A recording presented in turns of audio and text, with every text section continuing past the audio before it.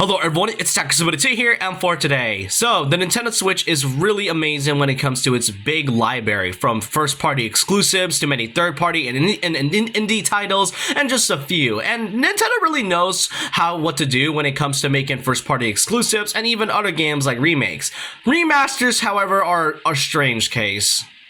Throughout the past 7 years since the Switch has launched, Nintendo has been releasing sprinkles of remastered games from time to time. And sometimes they can be good, sometimes they can be great, sometimes they can be flat out average or just mid at best, or they can be flat out horrible and it doesn't really change much. Now, to really personify my viewing as a remaster, I would mostly say that the only thing they would do is basically change a bit of some quality and the graphics and of the game, while also adding a few bits of content to kind of make it feel like a new game. So in this video, I want to be going to many of the remastered titles that are in this game, but I won't really be counting games that are like, I guess you can say remakes or ports, such as Mario Kart 8 Deluxe. Yes, I know that game may seem like a port, but the thing about that game is that it adds a lot more content thanks to the DLC, that it feels like a whole different game entirely, and that kind of applies to some games, which I will give an exception to, since there is a bit of an interesting case when it comes to remasters. So I hope you guys enjoyed this video, and let's get started with one of the few earliest ones to talk about that started back at around 2019.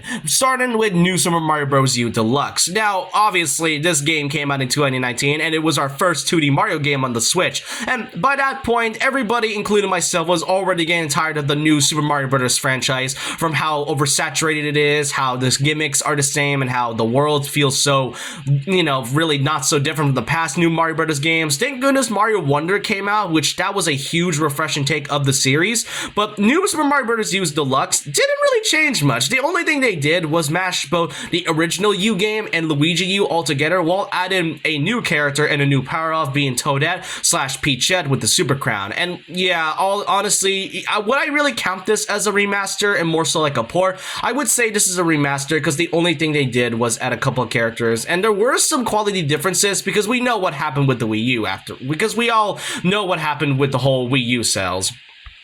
Alright, now this is kind of what I mean when it comes to a strange case of remasters. Xenoblade Chronicles Definitive Edition, one of my favorite RPG titles out there, and look, Xenoblade Chronicles tends to have some debate on whether the Definitive Edition is considered a remaster because the entire cutscenes have been fully overhauled, the quality is the same, and the voice acting remains different. The only thing they did was basically up the graphics up, so many could consider this a remaster. But some also debate that it's also a remake because they did add a bit of new content, and most notably the newest story that you can play right after you beat the main story of Xenoblade Chronicles. And you know what, for me personally, I would say it's a remake because of the new story, but I can't really deny that there are cases where it can be a remaster, since if you look through it side by side, it definitely looks the same and basically uptakes the graphics and mostly takes a lot of Xenoblade 2's engine after all.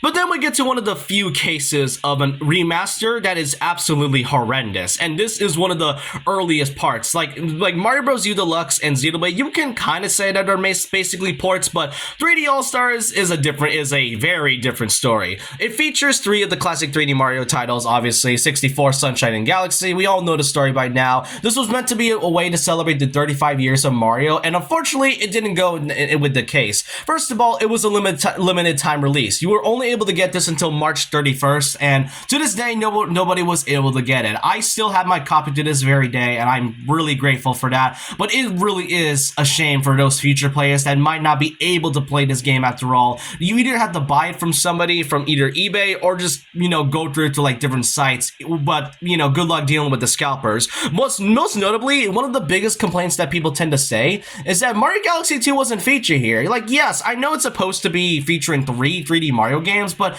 not including Mario Galaxy when it's essentially almost the exact same game as the first Galaxy feels like a crime that I never really understood to this very day.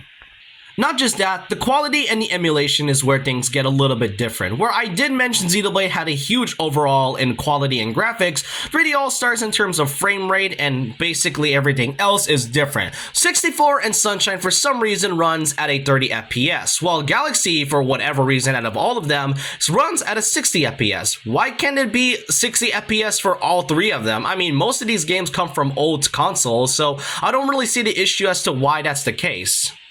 I mean, what's even the point of having Mario 64 on 3D All-Stars when you're basically going to play Mario 64 on the Switch Online expansion pack? What's even worse about this remaster is that it doesn't really feel like a celebration of 35 years of Mario. The menus are pretty boring and kind of lackluster. It doesn't really have that much effort with their other anniversary titles. I mean, look at Kirby. Like, Kirby had a 20th collection anniversary, and that game had a ton of effort and detail to it. Heck, you can even say the same thing about the original Super Mario All-Stars, where that game had a bit of different, and that game came out back in the 90s. This game came out in 2020.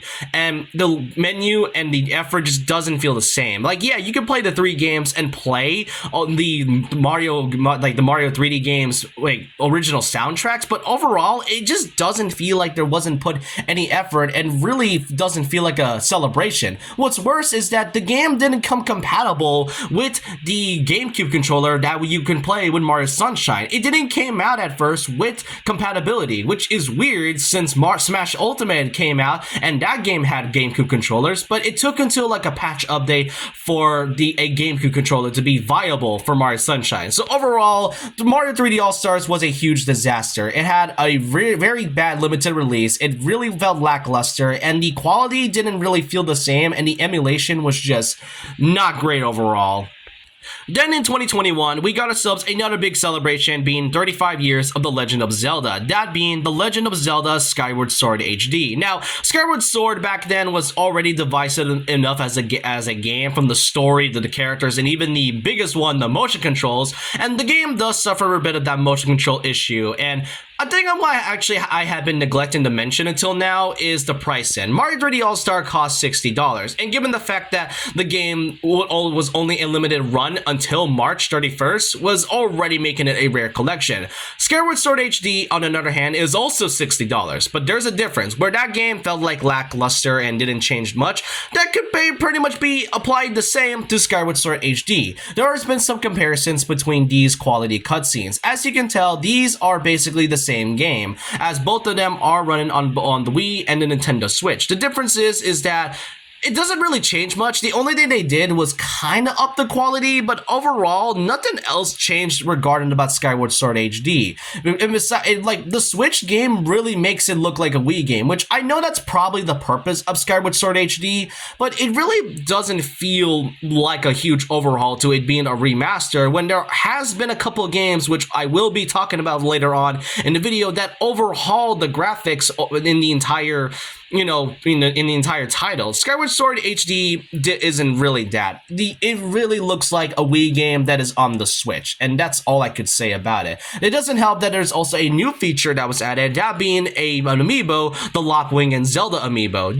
This is a way for you to fast travel into different areas from the Skyloft into the 3 main areas of Skyward Sword HD. And while that is great, it basically is essentially the equivalent to $25 of DLC, as this is locked behind an amiibo. So yeah, like Mario 3D All-Stars, Skyward Sword HD, while a great title, a divisive title at that, has a lot of issues in the motion controls, and especially how it really looks like a Wii game. Fast forward to 2023. This is where things get a bit more interesting, as we got 2 remasters that came out, that being Pikmin 1+2 and Metroid Prime Remaster. While Pikmin 1+2 hasn't changed much, like you can tell there's a bit of some effort they put, Metroid Prime Remastered is a bit of a different story. As you can tell, side by side, there's like some comparisons between these 2 games. These are a completely different story. Metroid Prime Remastered is an example on how you can do a remaster properly.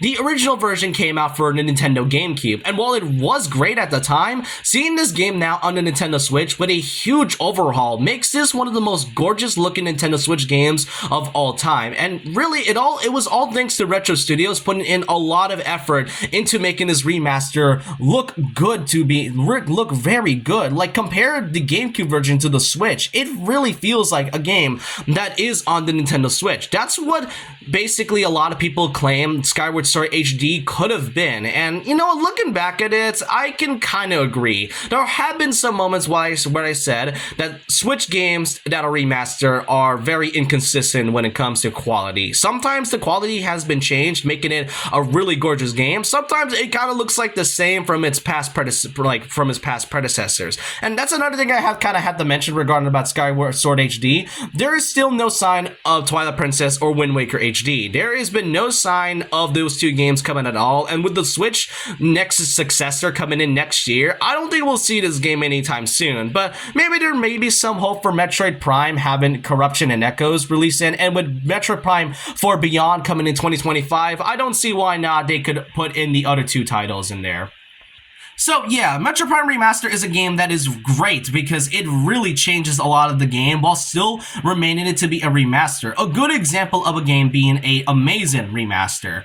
Consider it for Luigi's Mansion 2 HD, which recently came out this year. Now, I didn't buy the game, obviously, but I had to look it up to see what's changed about it. Now, Dark Moon is one of my favorite Nintendo 3DS titles, one of the most underrated titles that Nintendo had in the 2010s. And while Luigi's Mansion 2 is definitely an interesting case of a remaster, when I look to these two games side by side, yeah, honestly, there isn't much they changed. It kind of looks like they took the 3DS title and then upped the quality with an emulation, and there, the game hasn't really changed much. You got the same story. There really isn't anything that isn't new. And the weirdest thing about it is that Luigi's Mansion 2 HD is $60, and I kind of forgot to mention Metroid Prime Remaster is a game that costs around $40, while Pikmin 1+2 is also the same price of $40. So why is Luigi Mansion 2 HD, a remaster of an old 3DS title from the 2010s, $60, along with the fact that the quality did not change at the slightest? It just looks like an emulation of it being HD. Definitely one of the most disappointing remasters that I've seen by far. But then there's still 2025.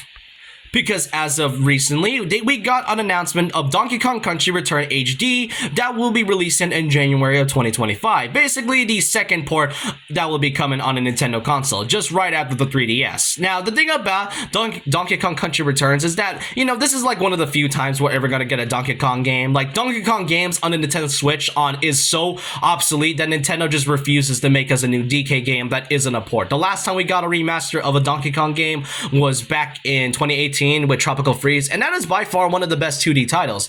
Now, while I am glad Country Returns is coming to the Switch as an HD port, there is a bit of a problem when it comes to this. It is a bit of a divisive when it comes to its remaster. Some say that it's a terrible look from the Wii version, and I don't really understand that, because if you compare both the Wii version and the Switch, yeah, you can tell there's a lot that is different about it. But then there was like some certain screenshots, like this one for example, and then this one, it kind of looks like there really wasn't much effort into it. Like the lighting of the game, the quality looks like it's downgraded a little, but then there are moments in the announcement that looks like Donkey Kong Country Returns has been changed a bit. Now, the one thing I do want to mention is that they are going to be adding some levels from the 3DS title, so it's essentially new content, but not really. But given the fact that Returns HD will be coming in January of 2025, pretty much a few months before the next successor of the Switch is revealed, I'm not sure if this is a good time to talk about that. And that could also be applied to the next game that will be coming on March of 2025. Another Xenoblade title, Xenoblade Chronicles X Definitive Edition. After basically being in the Wii U jail for almost a decade, Xenoblade X would be coming. And obviously, if you compare these games all together, yeah, there's a huge bit of difference. The quality is obviously, different. The facial models for characters like Elma has been changed, along with background details. It is a huge overall. And most notably, as of recently, they did announce that they are going to be adding a brand new story for Xenoblade X. So basically in the same vein as Xenoblade Chronicles Definitive Edition. So yeah, like I mentioned, Xenoblade titles and in terms of remasters are weird. Sometimes they can be good and sometimes they can be bad, but overall, I want to know your thoughts and opinions down below regarding about this. Which of these remasters do you think is a good example of a remaster? Let me know your thoughts and opinions down below about this. And so with that, leave a like, comment, subscribe, hit the notification bell for more videos, follow my Twitter, and I'll see you guys next time. And remember this, once a legend, always a legend.